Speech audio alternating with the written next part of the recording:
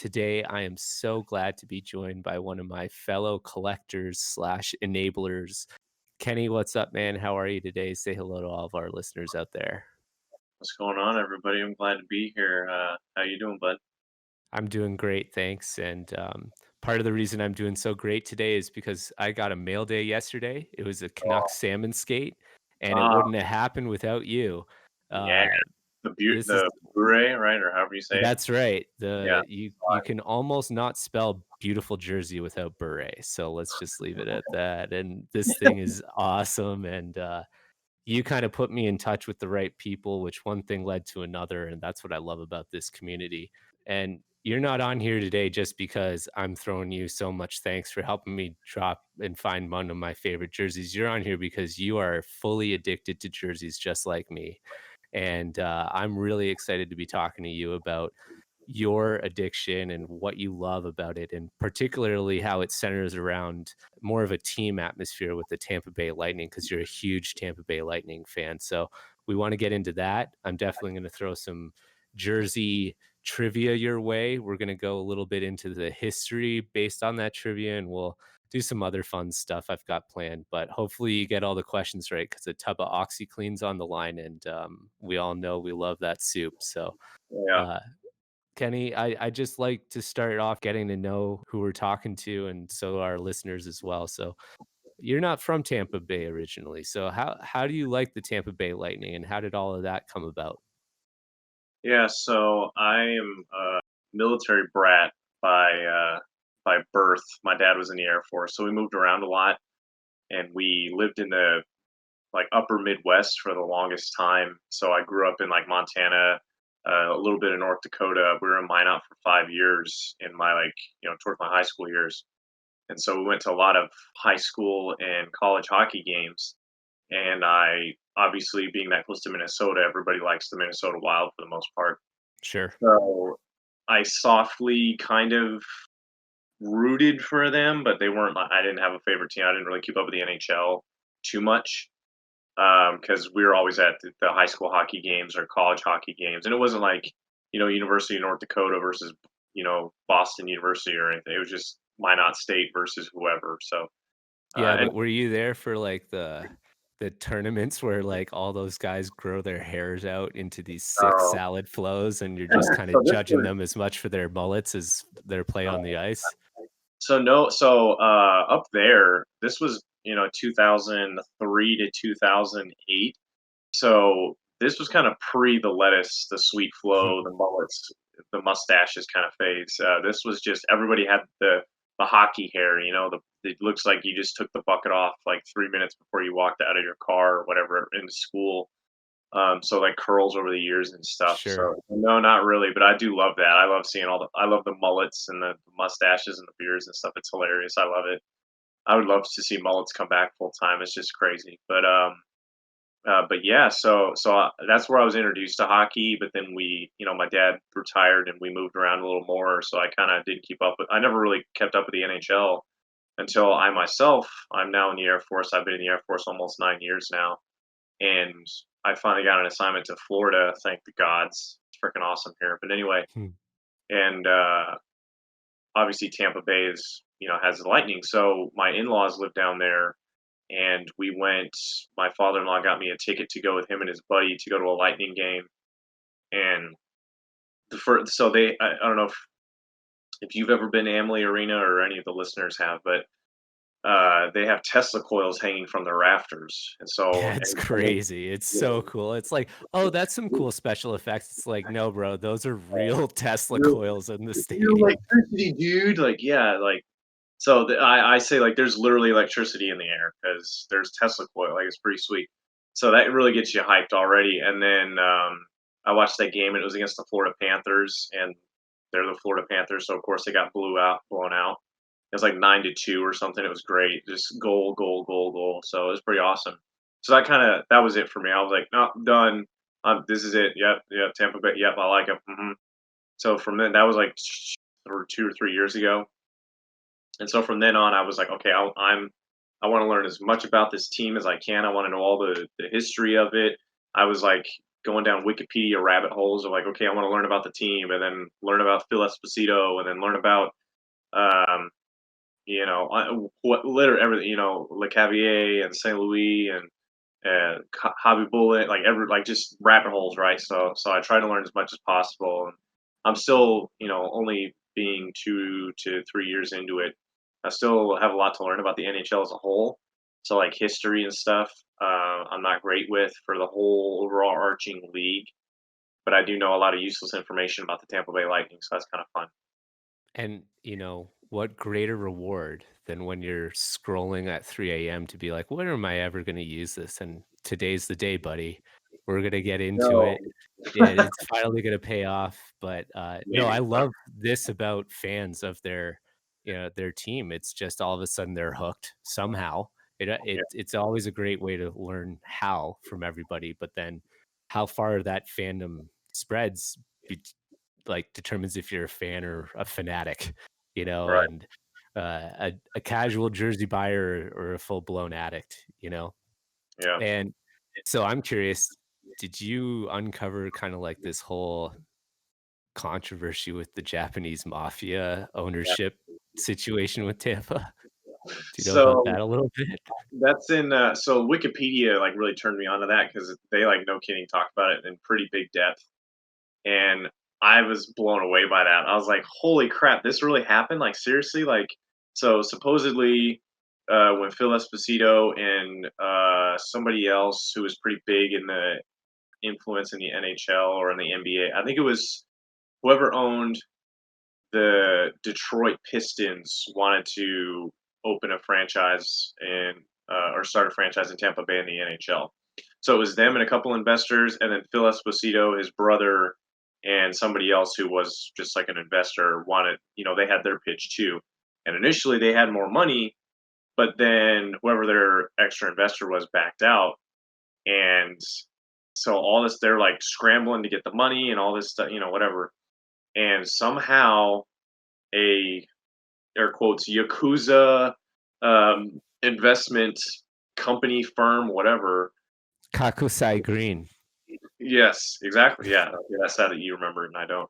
They came in, or did you do research? You probably researched. I can cheat so easily. Yeah. Okay. Well, I'm trying not to cheat, but so yeah, so they supposedly had yakuza ties, and it was super awkward because for whatever reason the NHL was like, "Yeah, this sounds smart. We'll give it to two retired um, I mean, Phil Esposito is obviously a Hall of Famer, and I don't remember, is his brother a Hall of Fame as well or no? Oh, yeah. Okay, yeah. So I was like, you give it to two Hall of Famers and some random investors we don't know, or we can go with these guys who have a clearly successful NBA franchise and know I what they're know, right? doing and had more money. They had more money. That's the crazy part. And it's like, what? I don't know why they did. Anyway, so maybe they're trying to be like, oh, we'll get the Japanese market to watch NHL too. Okay, but that obviously didn't work out. So anyway, fast forward like 2 or 3 years, and the team is just hemorrhaging money. The fans are there, but like they have a just crap arena. They're playing in Tropicana Field at this time. They don't have. There's stories. I listened to another podcast, and which is a part of like the Tampa Bay Lightning media, and they had bring on former players and stuff, and they're like telling all these stories about like, yeah, there were times where like we couldn't get a plane to fly from Buffalo to New York, and they had to ride a bus there, and the bus would break down, and so they missed the game, and like all this credit that like they wouldn't get paychecks right away. Phil Esposito was like writing them paychecks from his own bank account and then getting backfilled late, like all this crazy stuff because that yakuza, air quotes again, yakuza group wasn't there. Like they just disappeared. They gave them their money and then like was demanding, payments from the team, and they were just taking all this money, all this money, all this money, but they weren't injecting money. Yeah, the So Kakutai Green's owner, Takashi Okubo, yeah, had never even met with the Espositos or with the NHL yeah, officials in person prior to being awarded the Lightning franchise, yeah. and never watched his team play during his 7 years as owner. So it's seriously suspect what's I didn't going think on. I didn't think it was 7 years because I'm pretty sure I thought it was they were the NHL like not immediately, but within probably 4 years they were like already pressuring them. They're like, hey, we've never met this guy. We don't. Phil, what's going on? Like if Phil was trying to, he was like, hey man, we need more money, and they would just send a check, and I'm like, okay, well, thanks, Yeah. but who are you even? It dragged on for 7 years because the Okay, investigation started, right. but, like, 4 or 5 years in, and it's crazy that it continued that long. Do you know who they sold the team to? Yeah, motivational speaker Art Williams, so it's like some kind of real What? estate tycoon, and He gosh, it was was the just kind owner. of like Wasn't he the owner of one. the Detroit Vipers though? Um, so no, he wasn't the owner of the Detroit Vipers. The person who, bought the team after that was the owner of the, Detroit Vipers because he was the one initially going after the bid like you were talking about. His name is Davidson. I'm trying to remember his first name, but he owned the Pistons and the now defunct Detroit Vipers, but it was like, "Why would you turn down my bid? I own a pro franchise. I have an AHL affiliate I can bring to the table." But no, okay, bring bring in the Japanese mafia instead, that's fine. I don't see anything wrong with this plan. It gets better. So yes, he was one of the original people pitching, whatever. But the Detroit Vipers at that time were like murdering whatever that they were AHL or whatever they were. They were murdering it. They like just won it. International Hockey League. So they had a team of like NHL veterans on this IHL team, right? And so they were just wrecking shop. They won the championship, all this shit. Then the NHL basically pressured Phil Esposito and the Yakuza guys, whatever, into selling the team. Sold it to that schmuck. He did nothing with it, and so they finally got their chance, and they got not a smoking deal, but I mean, their initial investment was way more than they ended up buying the team for. But they still screwed it up somehow because he took the coaches, the staff from the Detroit Vipers, most of the players, all this crap to Tampa Bay, and that's why that franchise died. So, I mean, okay, Eric, died. That's Wikipedia says that, whatever. If I'm not mistaken, I think he drafted LeCavier and Marty St. Louis. I don't remember. Demers drafted LeCavalier, Okay, and Demers was appointed by Davidson, right, so yeah. in a way, yes. And then I think he was part of the reason that they got their arena more solidified or progress going on it, because I think that was during his tenure. Because before that, they were still trying to figure it out, but the money wasn't 100% there, or they were building it and they were immediately in debt because they couldn't pay their players because they were just building this big ass nice arena. So anyway, so yeah, it's just crazy. The history of the Tampa Bay Lightning, the '90s were wild. Like it was just nuts. And then we had these sweet jerseys.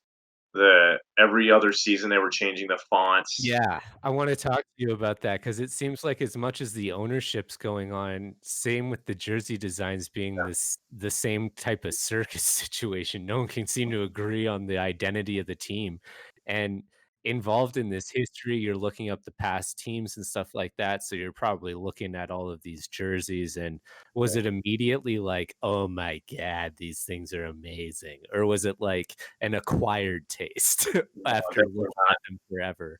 So I loved them.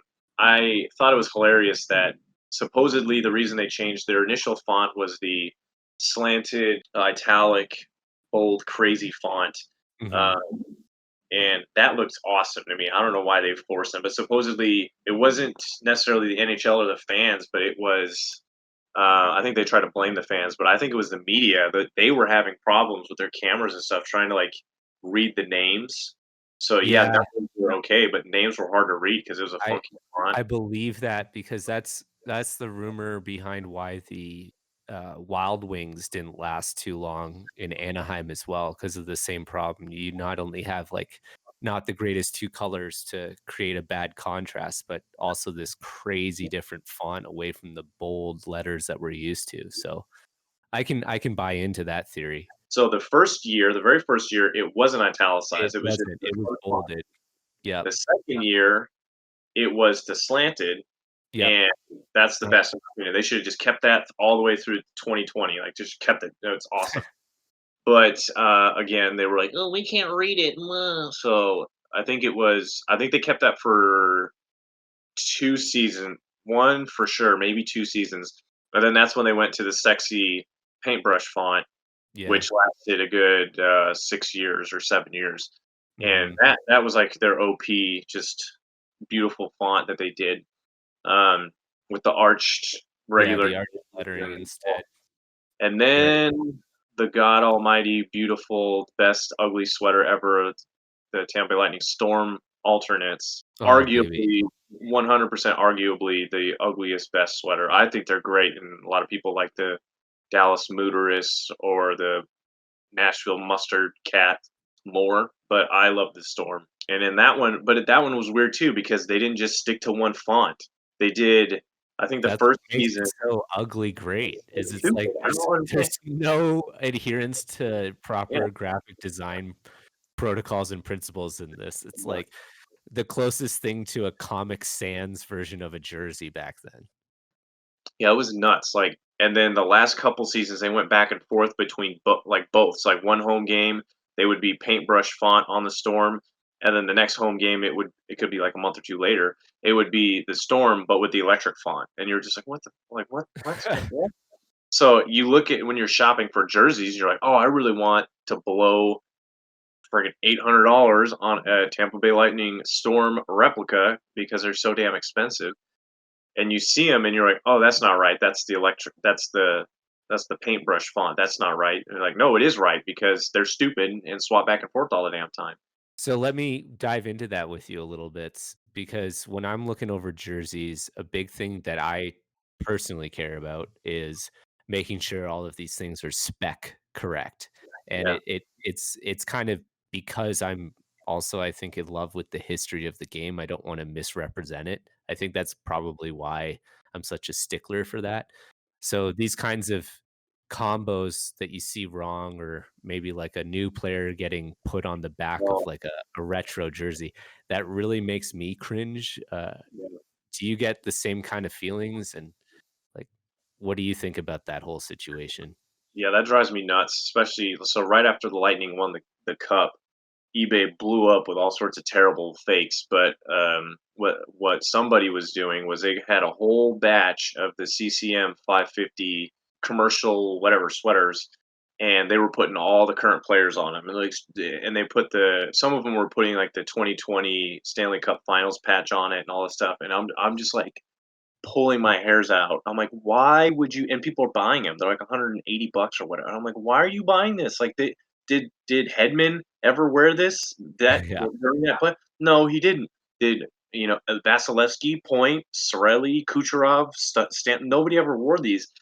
They wore them once for I think it was Le Cavier night when they hung his number in the rafters. They did warm up jerseys that were no shit like the CCM replicas, That's pretty cool. so those ones are legit, but I'm pretty sure the players got to keep those or they auctioned them off. Like, not everybody did that. So unless you did it specifically for that and you got the little number 4 patch on the chest and stuff, then it's just a really bad fake knockoff, awful, just terrible custom jersey. It is a bit frustrating when, there's people doing honest, good work out there, but people swoop in and try to capitalize on the Yeah, flavor of the month or whatever. But as yeah, a Tampa Bay Lightning fan like yourself, who's constantly searching for these Storm jerseys, has the fact that they've won a cup, you know, had the accidental side effect of making jersey buying harder? Because I know you don't yeah. wanna complain about winning a Stanley Cup, but has it had this kind of, like, flood to the market that you were just like, "Why do I have to now deal with this?" Yeah, that's definitely a downside to winning a cup. Like behind me, like my Adidas, my Indo Adidas, nicknamed Indo Adidas, just the general replica Adidas jersey I bought a couple months ago for I don't know $60. I could probably flip it for 85 or 90 now just because of the hype for Tampa Bay. So, but at the same time, there's also just a boatload more fakes out there, especially of the Adidas sweaters, and like the crests are bad and the collars are wrong and it's drop stitching everywhere and it sucks as people are buying them and they're selling them really cheap. So then people are like, "Well, I don't want to buy your sweater because I could buy this $30 one over here." And it's like, yeah, well, that $30 one looks like crap. And if you wear that at the arena, and anybody who knows anything will see it, and you'll be like, "Oh, you're a cheap ass fake fan," or I don't know. I guess there's two types of people. There's people who are like diehard fans like us, who are probably a little OCD as well. That like, no, it needs to be correct. It needs to have perfect, customization job on it. It can't be crooked. It's all this stuff. And then there's the other people that are like, man, I like my Fanatics. Fanatics are great, dude. These colors are hot." I'm like, dude, no, they're Well, everybody's got a price point, everyone's got a love. I've come across people that collect all kinds of different situations. There's people that I've seen go after all 31. Okay, first of all, that's a very common collection. And then second of all, someone will do all 31 in Indonesia's Adidas. And I'm like, yeah, "Okay, that's your thing. That's fine, whatever." that's how I would And do it. and other people will maybe want 31, don't have the same budget for 31 and be like, "But I want it to be uniform, so I'll do it all Fanatics," right? Uh, And then there's people like you that are more like, "All right, I love my team, and I'm gonna get everything my team has ever worn." And I feel like that's a great way of like collecting and looking at collecting is there's no right or wrong way. It's more just interesting what you do and why. So, how's it going with your collection? You're sitting here wearing an Ice Pilots jersey. So, clearly there's some history you got to tell me about that. But I know yeah. there's some other things in your collection that people would be like, what?" And also just be really interested to know that you're going after. So explain why you're doing your collection and what's in it and what you're going after too. Yeah, so real quick before I get into that, there is a wrong way of collecting, and that's Fanatics. I do not support. They're just so garbage in comparison because they're not even accurate. But that's we could talk about that some other episode. But anyway, I probably pissed some people off. So yeah, so I am I guess you call it like kind of like a purist collector kind of thing. As far as like my team, so I'm like we talked about, I'm a Lightning fan, so I don't have although I do like some other like got I hate to admit it, but Boston's got some pretty nice sweaters over the years. Um, and then Chicago too, and then Montreal. I almost bought a couple Montreal sweaters recently just because I'm starting to like them. And anyway, so but I've restrained because I can do it. I'm a man. I can be strong. I can do it. So yeah, so my goal is to have one of every of all of these styles. So like yeah, the overall color scheme and all that stuff was the same from '92 all the way to 2007 or five, seven, Uh-huh. seven. Whenever Reebok took over and ruined it, and then but the fonts are what changed. So I want the original inaugural season players with the fonts for the black and back then it was home and away were flipped, so white was home and black was away. And then 93, 94, 95, all those different variations of the fonts that they did. And then the storm, that's my grail. I want to make a Pupa, which I can't believe that's how you actually pronounce his name, but Darren Pupa 93 Tampa Bay Lightning storm sweater in the electric font. Um, Damn, and that sounds nice. it'll be sweet because well, you never see Pupa jerseys. Like he's a pretty, not like, I don't think he's ever going to be in like Hall of Fame if he is, No. but he was okay, like he's like Ben Bishop. Like, would you mind him as a backup? No, like he's not bad. Like we had him for a while, he was okay, but is he ever? I don't know. I just don't see Ben Bishop as But like you're like me too, where I mean, we know that there's certain players iconic to our two teams that we have to have in the collection, like for sure.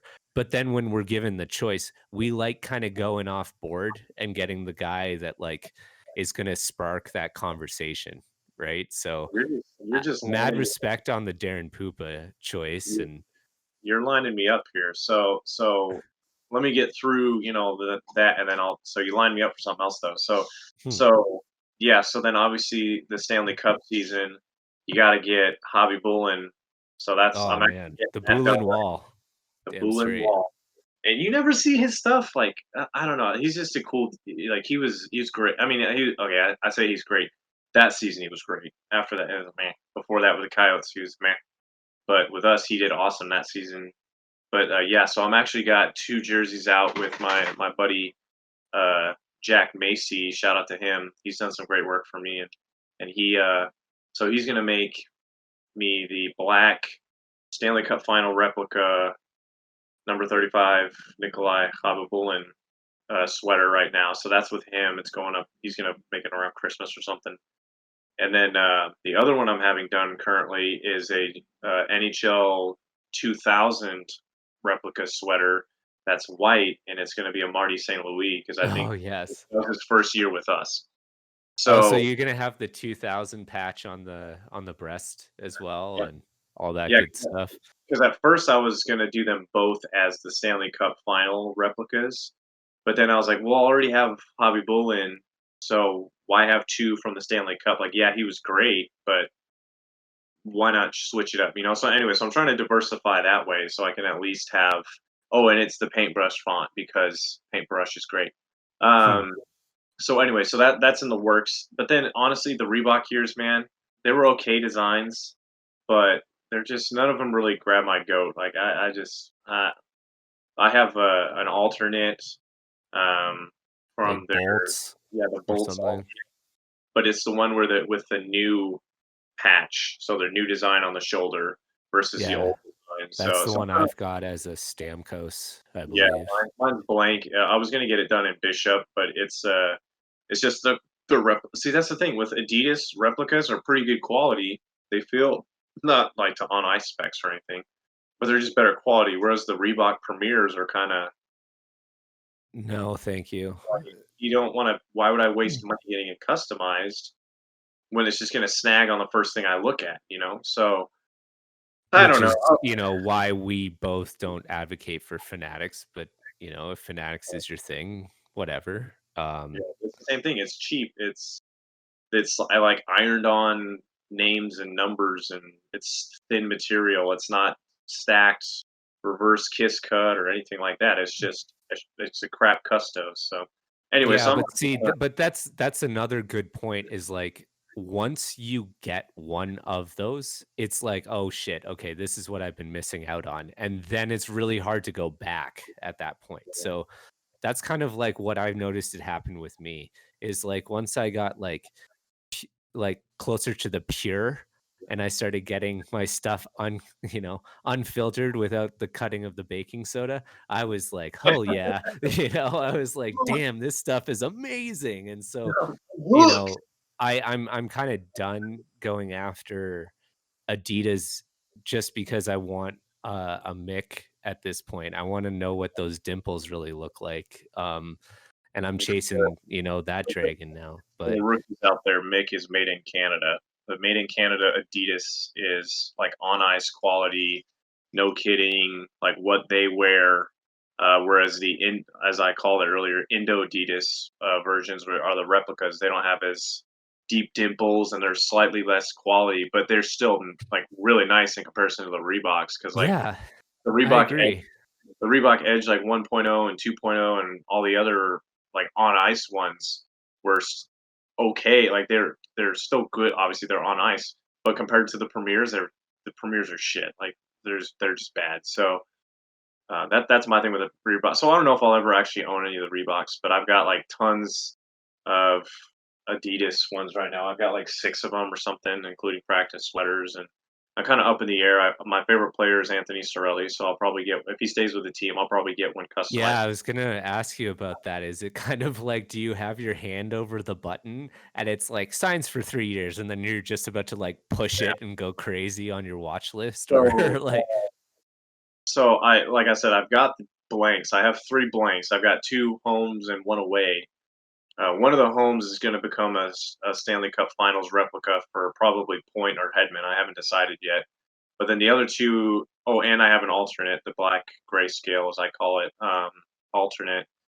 I was tempted to get all three of them done in Sorelli, but then I realized that was kind of ridiculous to have. Like, yeah, he's my favorite player, but do I really need three jerseys of his? Like, I don't know. hey, I mean, So I'll sure, do maybe that, but not, but there's another person that's out there that's like, yeah, but I only collect this player on this team. you know, And it's I like, know a guy. so to I each know a their guy own. who only collects Sorellis. Not only, but he's trying to collect all the Sorellis, so he would probably buy it. But but yeah, so that's the other thing too with this hobby is you have to be thinking about like, okay, well, what's am I gonna be able to resell this later? Like, because if you just make like, oh, my favorite player is this guy who used to be a janitor 2 weeks ago, and now he's on the team, so I'm gonna make this jersey him. Well, okay, if you ever resell that, that no one's gonna know who that is, and so that kind of ruins it for you, and then you're stuck with this overpriced jersey you customized.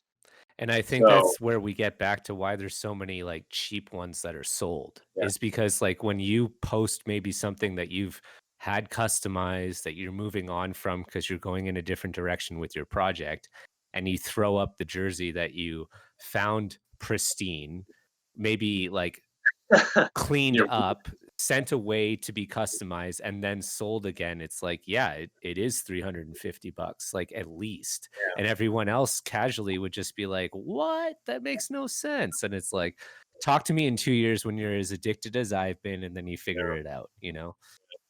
So coming back to what you kind of led me into, with like weird, knowing weird play or having something Yep. that everybody has. So people who follow me know I did a and the jersey I'm wearing.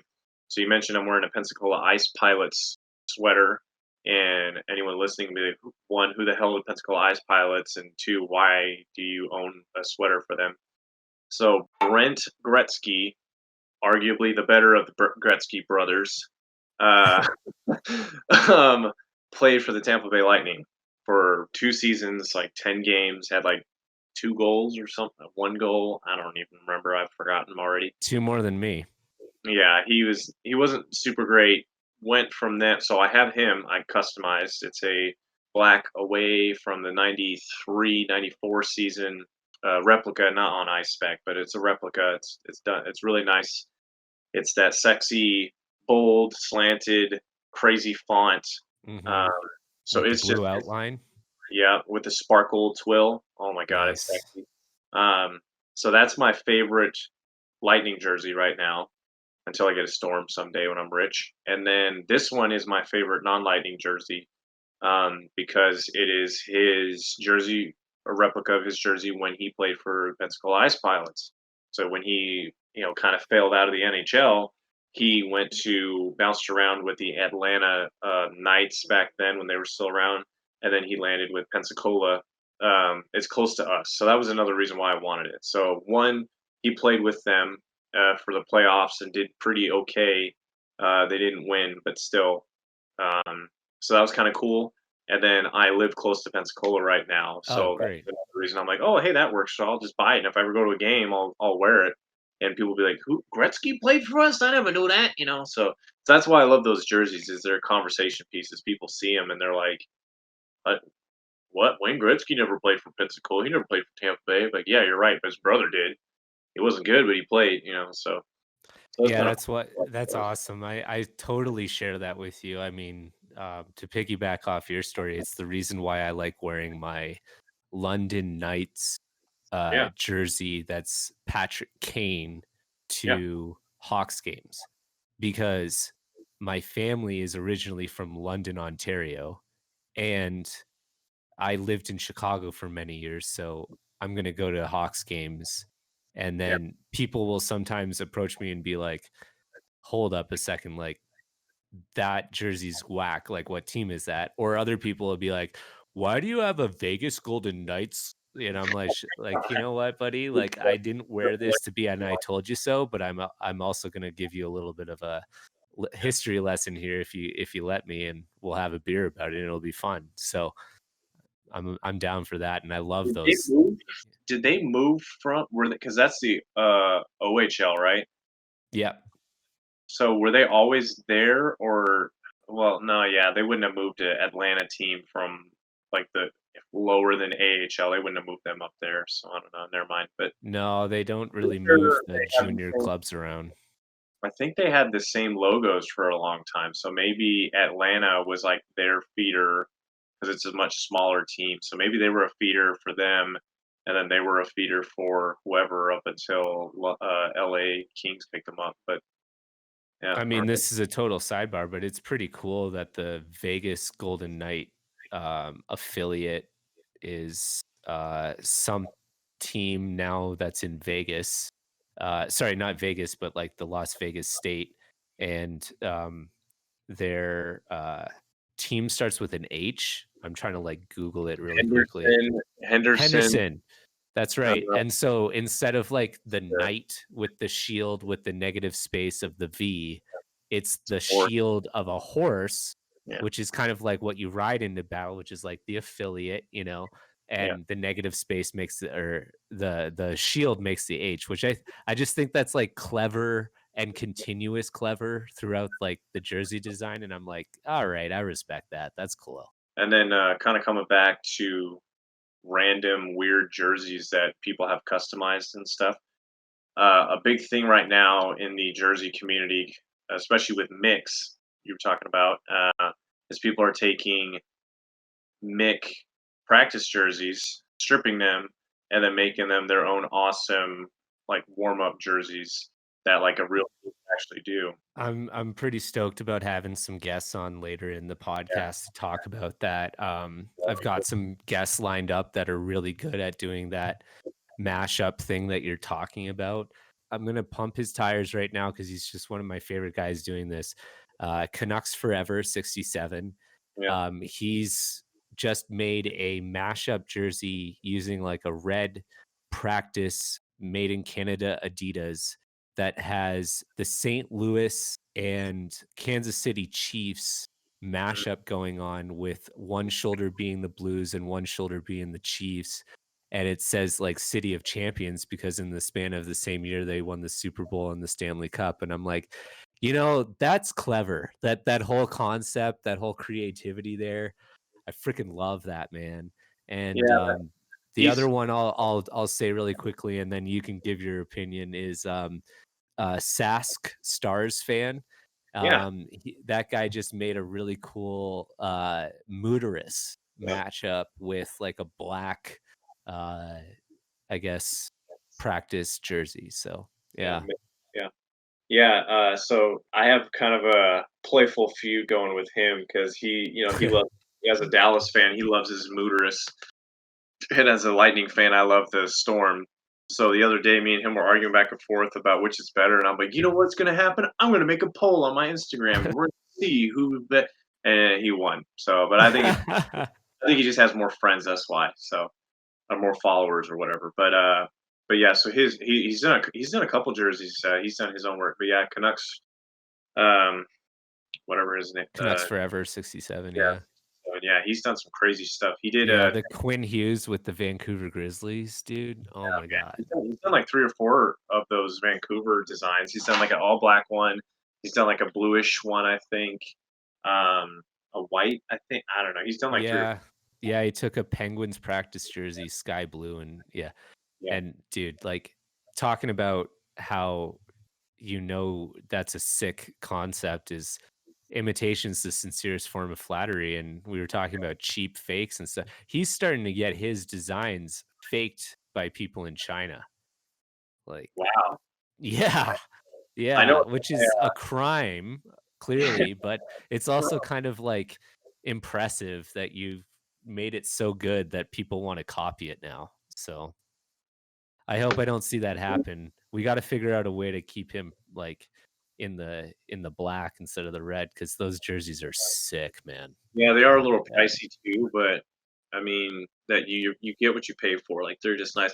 I know a guy who's been we've been talking back and forth because he does the same thing but with the Indoditas sweaters. Hmm. So he was hitting me up for these ideas and stuff, and I'm like, yeah, that's cool, and it would be a lot cheaper, but I'm trying to stick with just the team stuff, you know. Right. But the one thing that I do have customized that's kind of sort of like that, not the same exact thing. It's not a mix match design, but it is a custom practice jersey. Is I did a again my friend Jack Macy who's done 2 sweaters for me now. He did I got an all black CCM center ice practice jersey. I don't think these ones were meant to be like worn on the ice for actual like hockey. I think they were more. I think the center ice line was more of like just casual wear. Uh, but anyway, regardless, it's like a size medium, I think, or it's a large, and I got Le Cavier on it, in the paintbrush font. So it's Oh, just an cool. all black practice jersey with that sexy um, white, paintbrush font, but then the blue outline with the silver. Or it's not the sparkle twill, but still. Uh, and then That sounds awesome. Le Cavier's name is extremely long, so it comes all the way across the back, arching. And he was like, "Man, I never," because it's triple stack. He's like, "I don't ever want to do it ever again. Sucks, man." And I was like, "Okay, well, I'll hit you up when I do a storm, and it'll be him with the number 8 and then electric font." And he's like, "No, no, no, no, no, don't do that, please." Yeah, no, Uh, I love that when someone's selling me a jersey and it's like, "Hey, how about like $75?" I'm like, "Yep, sounds good." And like I don't even ask like shipped and because I don't want to give them like the option and then they go to like the post office like, "Man, it was like $15 to send it across the border from Canada." I'm like, "Sorry, you just said 75 bucks." I said, "Yep, I knew that was the thing, but you didn't ask." So it's like, yeah, yeah, I don't know. I my thing is I like the customizing aspect of it. So what I try to do is I just try to get blanks, and then I either my CCMs I trust Jack with, and I would trust him to do my Adidas too. But Bobcat out in California, I don't know where he's in, probably LA. I don't know. We'll just say LA. Bobcat is a customizer for several teams, but in particular the Tampa Bay Lightning, I believe the Anaheim Ducks, and maybe I don't remember if it's San Jose or LA Kings. It's one of those guys. And he's cheap. Like you send him your stuff, and it's $70, and then shipping, obviously. But the downside is he takes forever, like everybody else does, and then his interactions are like very hit or miss. So I might just start using Jack for everything. But yeah, so yeah, it's an interesting business right now, the whole customizing thing and also, with the way COVID's affected people to be able to work together and in factories and stuff like that, the production time is severely slowed down and it's led to a lot more people in the industry kind of turning to maybe I can do this myself. Maybe I'll try this myself. Maybe I'll grab a sewing machine and do some practice while I wait the 6 months it's going to take from EPS or something like that. But, one of the things he said that I'm picking up on that is just good advice for people in general is if you're really keen on getting a good customized job done, try to figure out what company the actual team uses for customizing because that's generally a good place to start. And then after that, it's really important to talk to the community and figure out who you think is worthwhile. Because we were talking a little bit before about mashup jerseys and Frankenstein jerseys, and um, unfortunately, you've had some horror stories as well with the customizing situation. So um, I don't wanna make yeah, you I'm not gonna name it. relive your post-traumatic, sewing disorder, but at the same time, what's like, tell us a little bit about it enough that we know that what I just said as advice really is important. Because what can go wrong, you know? Yeah, yeah, no, man, you're just so good at you're nailing these segues, man. So, yeah, I was young. I'll say young in my jersey collecting days, even though it was earlier this year. I was into like buying the jerseys and stuff, but I really had no idea of like customizing and who were good, who was bad. I was on the Reddit subreddit for hockey jerseys, which I would highly recommend everybody go to who's listening to this. If you're Absolutely. not on there already. But, yeah, so I didn't really ask in particular, this person like, their site was just, "Oh, we'll help you. We'll find your jersey, and we'll customize it, and it's quick turnaround time, and we're, whatever." And they just kinda and their website was, like, super sharp, and it looked super, all this stuff, and I was like, "Man, this is pretty sweet." And the guy was very polite, everything talk to talk, walk to walk, did everything great, and I was like, "Man, this is gonna be sweet. I'm gonna get some sweet jerseys." So, bought 2 jerseys from him, one at first, and then later on, I was like, "You know what? I'm finishing my bachelor's degree, so I'll celebrate by buying myself something fun." So I bought another one from him. Like 5 months, 5, 10, no, not 5 months, it was like 3 or 4 months later, I finally get them. So, at least they weren't my jerseys, okay? Like, I didn't Yeah. buy them, I didn't mail them to him, it was their service of finding your the jersey you want, and then they customize it. So at least it wasn't that. But so they did the one jersey, and it looks good as far as I know. There's no issues with it. I still love that jersey. But the other one, I got a Adidas, which was fine. The jersey itself was correct. It's the customizing was completely incorrect. The Tampa Bay Lightning current alts are, I call it the grayscale.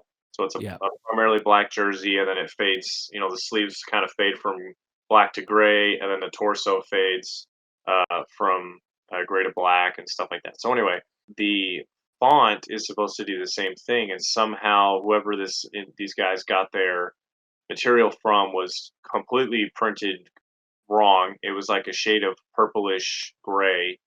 It was noticeable. It wasn't like, "Oh, that kinda," at first I was Yeah, maybe this is nah, passable. it It's was like, like guys, right. really? Did you even And look? so what's funny was I went back and looked because he was like, "Hey, so we screwed up, we're real sorry. They've apparently switched to reverse kiss cut now, and we just did it as stacked, but that's what they were up until this season, so do you care?" And at the time, I was like, "Nah, that's fine. Okay, whatever. All my other stuff is stacked. My other one that I have signed by Andre Vasilevsky is stacked, so I don't really care."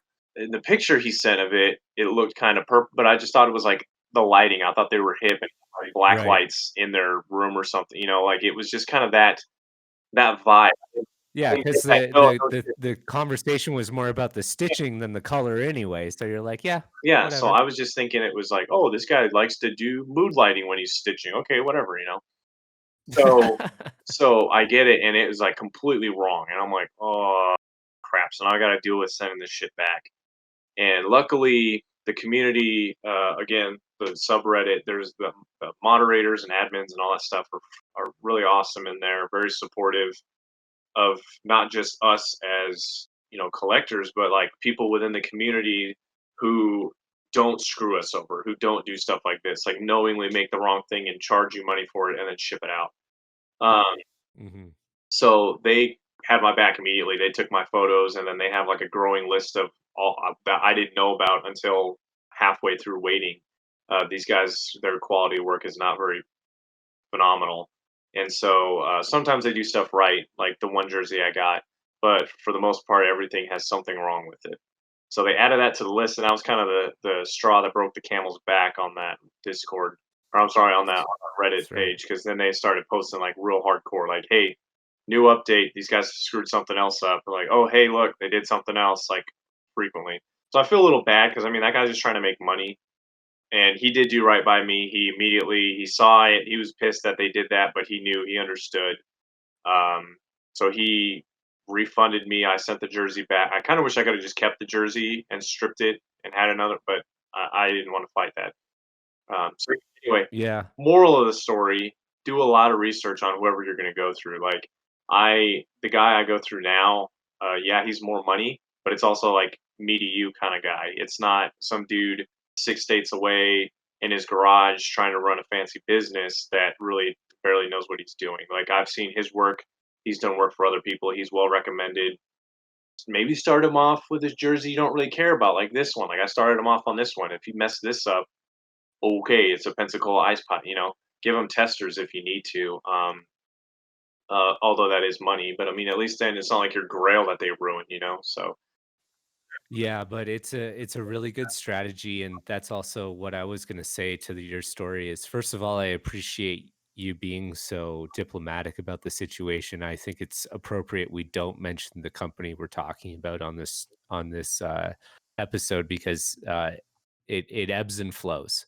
But we wish it the best. But at the same time, when you buy a 70-inch 4K television and then you use like a crappy HD cable to hook it in, it's like, well, you just kind of bought something really good and then kind of didn't add to it the way that it was meant to be with all its potential. Like you kind of sold yourself short there. Like if you get a grail or if you get a really good jersey, I know it's hard to keep the heart rate down and not like do accept funds like right away, but it's really nice to have the hockey jersey community to have your back and help you out and make sure that you're keeping yourself protected because these things are expensive.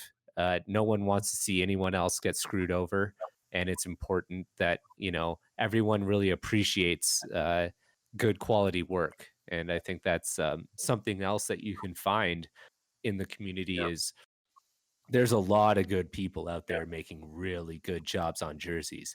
And then there's also people that are through word of mouth that I'm learning from you that I'm like, you know what? Maybe I need to give Jack Macy a call one of these Yeah. days type Well, and it's cool. situations. So So the reason I like to go through people like Jack, well, and you used a guy on the Discord, and yeah, I'm gonna give him a huge shout out right now. El Dumbasso best Grande. name ever. He customized my salmon skate to a 96 beret and it's incredible. It looks so good. Yeah, that thing is that the one that you got? What was that one I was telling you about? I know you said I was sort of an influence. I don't remember what Yeah, it's yeah, so this is why I love the Jersey community. I'll try to make this story really quick, but you told me about a jersey that someone really messed up and took a salmon skate and made it a Zach right. Yeah, Cassian. yeah, And I was like, "Oh my god, please don't let that exist." And El Dumbasso Grande knows that this should have never happened. So he stripped it and made it into a Mogilny. And that's what I was going for until someone else in the community tipped me to the fact that they knew I was looking for a medium-sized salmon skate, and, they found a blank one, and it was in a local Facebook Marketplace ad out of BC, so there was no way I was gonna be able to buy it. But then I wrote the guy and I was like, "Hear me out. So what if I buy it from you and ship it to El Dumbasso Grande, and then El Dumbasso Grande makes it a beret and ships it to me?" And he's like, "I don't really care about the details. Just let me know where I yeah, need to send this yeah, thing." And then I yeah, tell El Dumbasso Grande, and one thing leads to another. He's totally cool with getting the jersey from me. He cleans the crap out of it before he does any work on it. He makes this thing look incredible, and then he sends it to me with like a nice like little inside joke note in the package, and that's what makes a mail day so yeah. amazing is just the patience, but the community helping you towards your grails and your wants. And yeah, so is a good ending to the story for Yeah, sure. I'm Jack. Jack's the same way. So, well, even though so more so, I would say small townish because he's out in the middle of I don't even know where Illinois, um, Indiana, Illinois, one of those I states, and um, he's a college kid, which I didn't realize at first when I sent him stuff because like it was in the summer and he did some stuff, and I was like, oh, okay, cool, man, appreciate it, thanks, and then I what I was doing was I was hiding jerseys from my wife. She's so mad. I have 15 jerseys now, 16, including the 2. That she knows about. No, she doesn't even realize I have most of the time. She just, like, if she happens to look in this closet, she'd be like, "What the hell? Where did these come?" I'm like, "Ah, they were real." But so I was trying to hide one, and I felt bad because at first I was like, "Hey, so, are you cool with this?" She was like, "Yeah, no problem. Just send it to me, and then I'll customize it later." And I was like, "Okay, cool, because it's already on the way."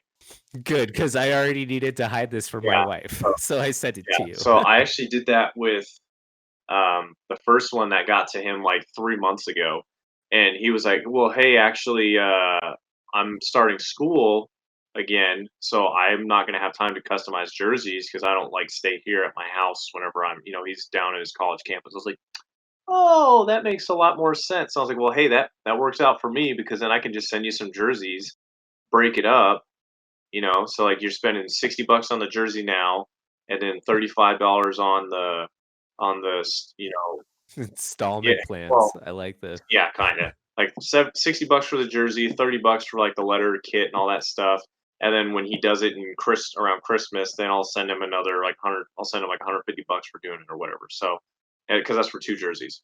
So it's pretty cool, and he does the same thing.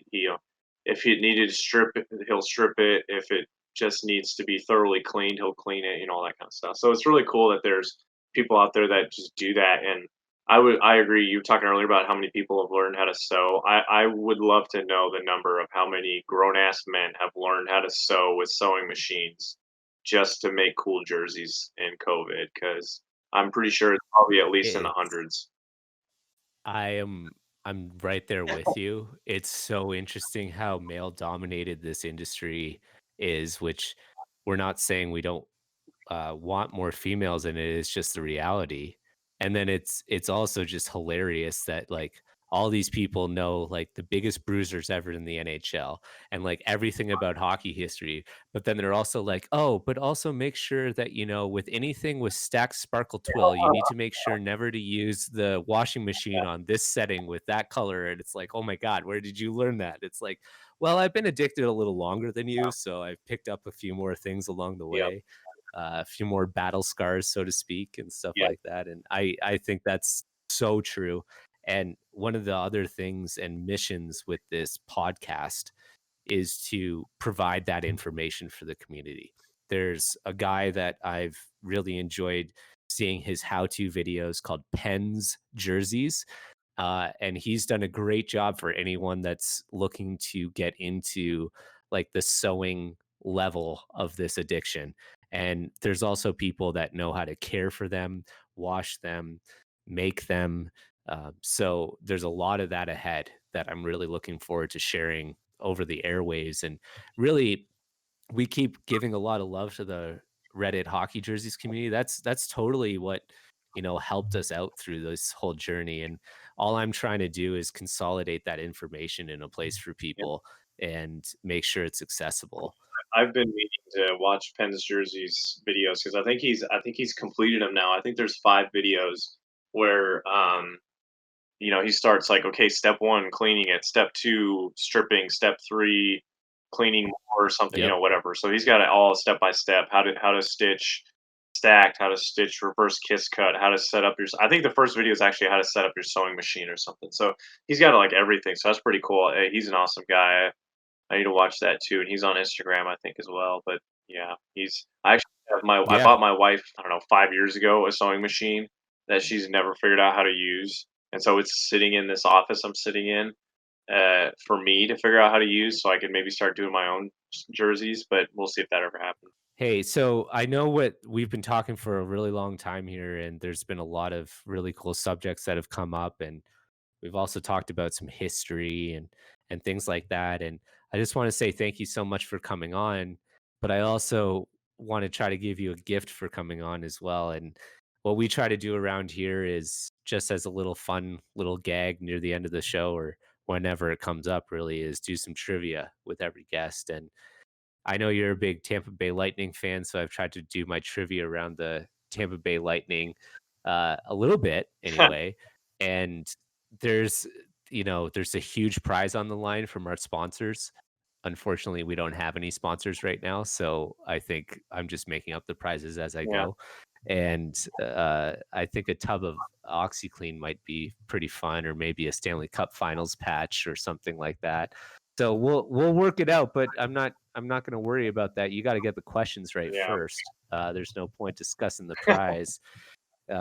So here's how it works with trivia. It's 3 questions, and yours is going to be a combination of fill in the blank, multiple choice, and true false. And if you get 2 questions out of 3 right, you'll be fine. I don't think you'll have any problem with this. You're pretty on top of your hockey history with the Tampa Bay Lightning. So, without further ado, let's get into it. Your first question here is related to John Cooper. Ooh, Okay. And it's a true false.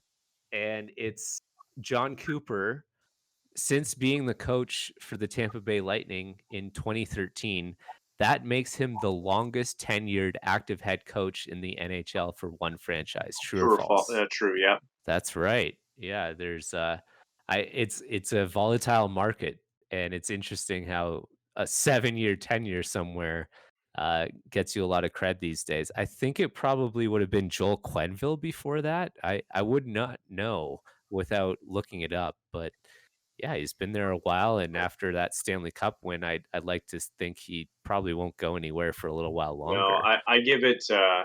If we can still stay competitive and like making it to the Stanley Cup Finals, or maybe not the finals, but like the playoffs at least the next 2 or 3 seasons, then yeah.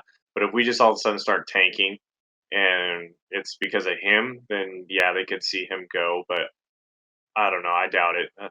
he'll probably finish his contract, and then if they decide at that point like, nah, we need some new blood, then I could see them. But I don't see them terminating him unless the team just completely turns into the Florida Panthers. Yeah. Yeah, and I mean, what an interesting story on John Cooper just from going to the being a head coach from being on Wall Street at one point, Well, and also, it's just an interesting, he was a situation. he was He's a lawyer in Canada. Yeah, not lawyer. Wall Street. He was a Okay. lawyer somewhere in Canada, and he played hockey in high school, but never in college, and because he was doing law stuff, and he's like, I don't have time for that. So I don't remember the college he went to. I think it was in Canada, so I wouldn't know. But so I went to university, as you guys call it. Went to university. Didn't play, and he became a lawyer and was playing hockey on like a beer league type team with, I want to say it was like a customer of his or someone he knew, like his boss or something like that. And they were like, "Hey, my son needs a coach. Do you know how to coach?" And he's like, "No, but I'll try, whatever." And then they won like 2 or 3 championships in whatever league they were in. And so then he kind of was like, "Hey, I kind of like this." And then it progressively got crazier from there. And literally every team he's coached has won a championship in whatever division they're like every single one. He was even at um, Texarkana out in BFE, Texas. I don't even know if that's in Texas or Arkansas, but it's down out in the middle of nowhere. And they had like a low minors team, and even they Pat Maroon was on the team, and even they won. They like whatever they were in, they won that, and then he went to somebody else, and then he went to St. Louis to some team in St. Louis, and then he went to Syracuse, and then he's in Tampa now. So yeah, he's won everywhere because I think Syracuse won the Calder Cup whenever he was there. So he's won everywhere. Dude's amazing. See, this is what I like about having you on the show. Normally, before every guest comes on, there's a segment where I talk about the history, and it was all supposed to be about ownership. You did all of that for me. And then with this, I had all of these notes on John Cooper, and you just said them all for me too. It's You know what's perfect. funny is I Uh, learned all that though because he did an interview on uh crap, what was the it was really weird because NBC, not NBC, the NHL, yeah, NBC has that shit like the crap talk Men in Blazers where like the British soccer dude okay. interviews hockey players. That's like what? But he told him that whole story. And so that's when I started diving into him, and I was like, "Oh my god, this guy's a god, like a coaching god. Like if he coaches the U.S. men's team, we're getting golds every year. Like, you know what oh, well, he Canada, excuse me. If he coaches the Canada team, well, they're getting golds every year anyway. So I guess that doesn't matter. Yeah. Yeah. Thank you very Yeah, much for no, he's that. I already, appreciate the automatic yeah, championships. you guys Yeah. are gods. Yeah, the Tampa Bay Times had an article, and I'll just quote from it here. John Romano put it best, where he just said, um, "Before he started chasing the Stanley Cup in Tampa Bay, Cooper had his fingerprints on the Silver Cup, the Cup, the Clark Cup, and the Calder Yeah, Cup. Maybe those names mean nothing to you, but they represent championships at any level of hockey you can yeah, imagine." So yeah. He's crazy. quite the guy. It seems like an anomaly, but then when you dig into him, like you're saying, it's like, damn, what a great choice. Lucky we Well, have him, yeah, right? exactly. And what's crazy is all those other teams, he won it either instantly or within like 2 or 3 seasons. With the Bolts, he came in 2013, and what 2015 we were in the playoffs, like seriously in the playoffs. Like we lost in the Eastern Conference Finals, I think 15, 16 we weren't in it, or I don't remember that. They all jumble up to me now. I don't remember off the top of my head, but yeah, he was right there even then too. Like and then we it just took him 6 years to finally, or 7 years now, to finally actually win it. But yeah, he's such a good coach. Like it blows my mind that that's that's that's up there with like college football, like Nick Saban kind of territory. Like the dude's just a god as far as coaching goes. And then in the NFL, Bill Belichick. In the NBA, our Spurs coach Greg Rich. Yeah, Popovich. I'm a Spurs fan too. So Greg Popovich is a god, but he's at the end of his career too. He's just getting too old. But so John Cooper's going to be up there with those guys, like the greatest coaches ever in their respective sports. Yeah, definitely no bias opinion there, but it'll be interesting. I No, can't like, I can't I disagree with you disagree so with that far. because he's what other Yeah, coach has ever done that? Won at every Super Bowl well, where he's done. and continual success in a league that's very volatile and very competitive like the NHL is, where it's a lot harder to be consistently making the playoffs than the NBA. Excuse me, but it's Yeah. true. That carries a lot of weight to it for So sure. the So only thing that he can go from here, this will be the last thing I say about Cooper is the only thing he can go from here is if he wins, if he coaches like a World Junior call, not even World Junior, if he does like a IHF championship or World Series. yeah, like a coach version of the triple Right, gold yeah, club. yeah, exactly, yeah, so if he does that and wins gold for Canada, and then the actual no shit Olympics, if he coaches them and they win gold, then he's done, like, what else? Like, "Oh, I guess I'll go to the KHL now and coach them," like, he's just gonna go and sweep all the trophies from all the globe, and It'll be interesting. He's a smart guy. I wouldn't put it past him to get into a bit of a contract heated situation in Tampa when it's all said and done because the two guys that have commanded big contracts after have been Barry Trotz and Mike Babcock, and they're trying to collectively raise the salary market for coaches overall. And it'll just be interesting to see if that plays itself out because I think Cooper's some guy that would kind of try to keep that narrative yeah, going. So he should, I mean, we'll he see. deserves it, especially Cooper. Yeah, they definitely deserve it. All right. So moving on, you touched on this a little bit earlier when you were talking about the Amalie Arena and Tropicana, I think was mentioned in there too. So this is a multiple choice question for you. The Tampa Bay Lightning now play in Amalie Arena. And I'm curious from you, what was the name of the arena they played their first ever professional hockey game in? Was it A, the Ice Palace, B, the Thunderdome, or C, Expo Hall? Expo Hall, because Correct. that's That's still right. there, so that's actually the state fairground, no shit, I'm not kidding you. The state fairgrounds expo hall, like, that's not, like, some catchy name or a bit like, it is literally an expo hall where they, like, show off pigs and horses and shit, and they just converted it into a temporary ice, hockey arena. I think it only held, like, 8,000 not even, like, 4 5. 11,000 seat Expo Hall at the Florida State Fairgrounds. So it's not like, and I like how it says at the Florida State Fairgrounds. So it's like it's not even what was built for the only reason to go there. It's part of attractions that are Yeah, there. so Yeah. and I've been in there for a boat show before, and I'm like, "This place was tiny. How the hell do they have a professional hockey in here?" Um, I really wish I would love I'm still a huge advocate for the NHL to do a stadium series game between Tampa Bay and, like, the Florida Panthers or Tampa Bay and Carolina or something in the Tropicana Field still because I think we hold I don't remember if we hold the record still or we did at one point. We played our like, what was it? You're taking, yeah, this is exactly what I was going to say about this question Oh, what's next. the other one? Am I getting ahead of you? No, no, I think this is exactly what I was commenting on before. This is what I love about you is you just take all of the interesting fact about this This little was his thing yeah, after I say the answer. But you're basically going to say that when they played at the Thunderdome and they were in their third season and made the playoffs against the yeah, Flyers, their game 3 playoff game broke the record for NHL attendance before the yeah, outside Heritage Classic with the yeah, Oilers, right? yeah, and so yeah, so that tells you how long they held that for because that when was that Oilers Outdoor Classic? Mhm. 20 I don't even know, it's not 2009? Ooh, I don't know, yeah, that's a good no idea. question. I'll try to look that up. But yeah, And so here it is.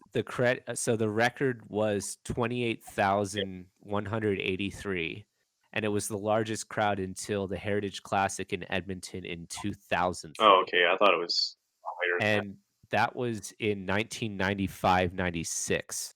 So the record stood for like almost 10 years, about 7 Years, yeah. years. So yeah. Yeah, that's pretty impressive, we've got a lot of bragging points being a team that started in a literal barn. So here's the third question, and that's kind of a good segue from what you just picked up on. So Tampa Bay not doing so great in their first year, dealing with like no one really taking them seriously.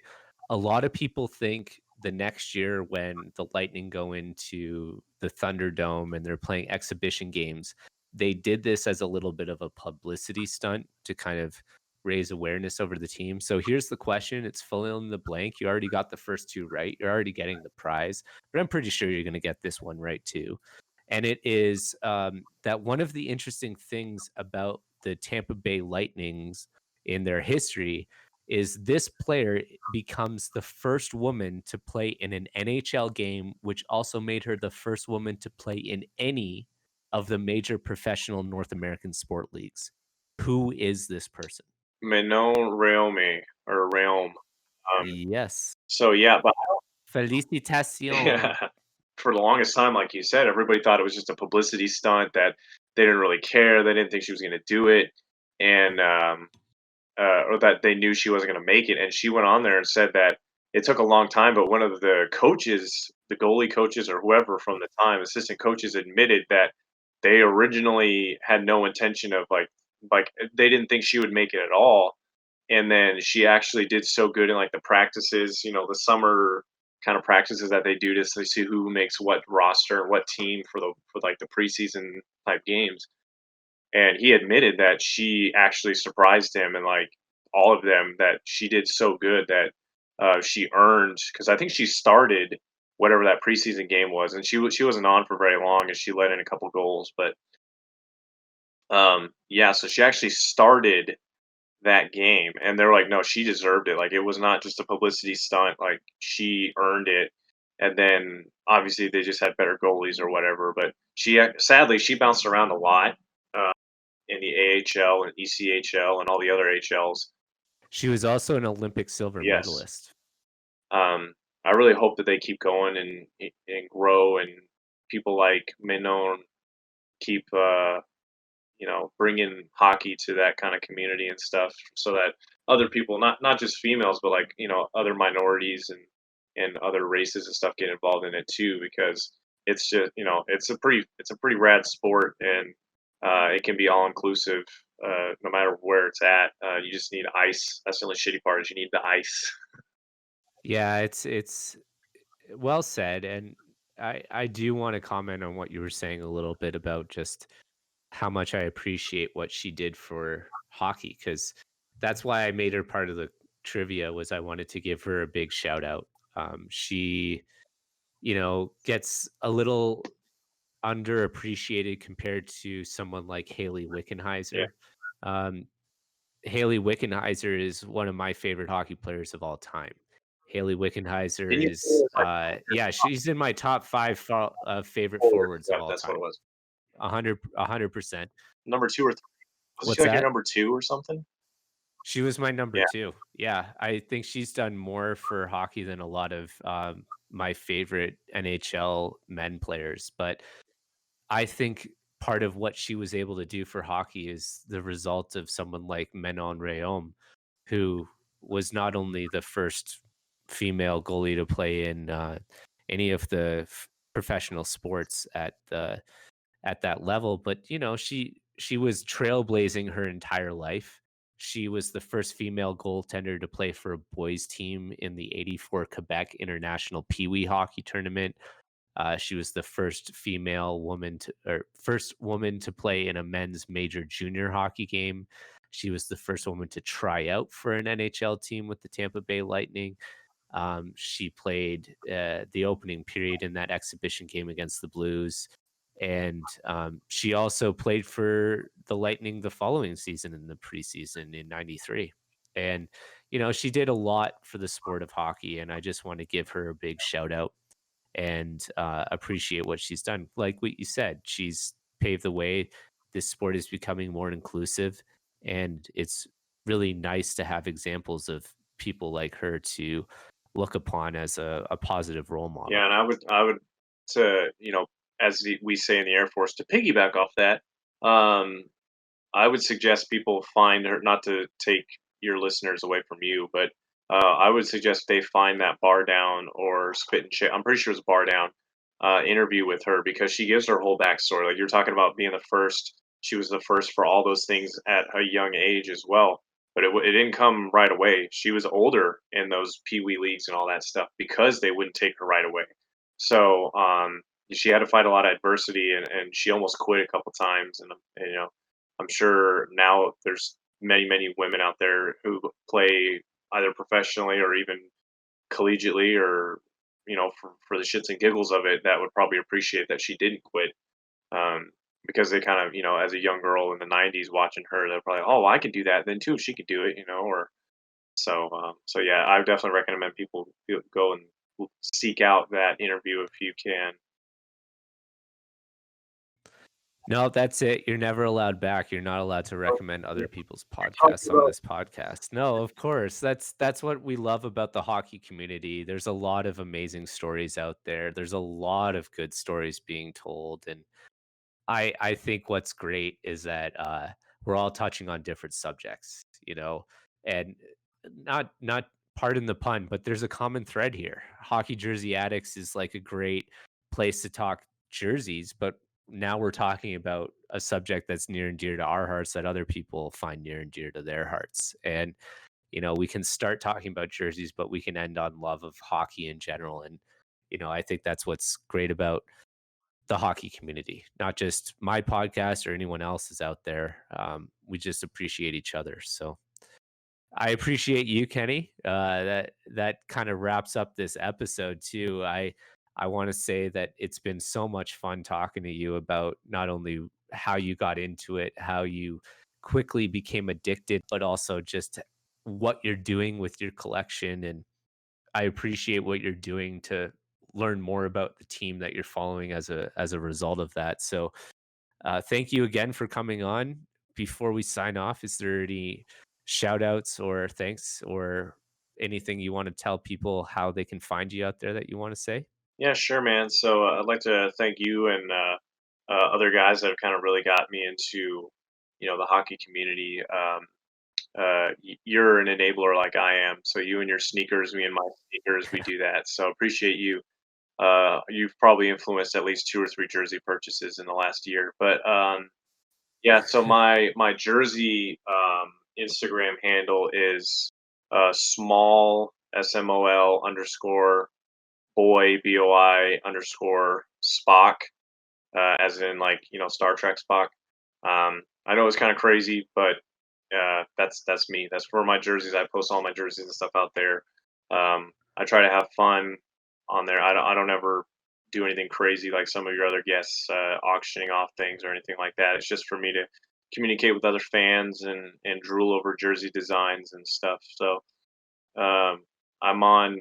We get on the Reddit. If you're not on the Reddit subreddit for hockey jerseys, there's a Discord as well that you can find a link for out there. Get on Yep. that. Tons and tons of helpful people out there. So um, get on that and just make friends and don't buy bad jerseys. Don't buy fakes. I like that polyester service announcement there at the end. That's good. Well, thanks again. Really appreciate you coming on. You have a great rest of your week. Good luck with your grails and watch lists and searches out there. I hope a Storm jersey finds its way into your mailbox soon. And if it doesn't, you're getting a tub of OxyClean because you won your trivia. So congrats there too. Appreciate that. I got some. I got like three jerseys I could put in that. So appreciate that. That's right. All right. Well, have a great rest of the week and good luck. And I'll talk to you All right. later. Thanks, bud. Bye.